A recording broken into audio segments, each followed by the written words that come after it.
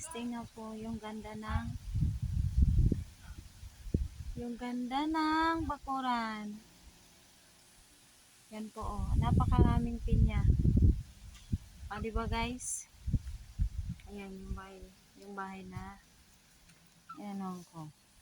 Simple lang siya pero masarap na tulugan. Oh. Yan. Yun. Oh guys. Yung may aso. Napakalinis tong bahay na to. Sarap. Ang sarap tulugan. Promise. Miss kong hangin dito. Ayun, may aso siya guys. So guys, andito ngayon si Manila Girls Probinsya. Yun guys. Tingnan mo yung ganda ng daming pineapple. Pinya. Ayun guys.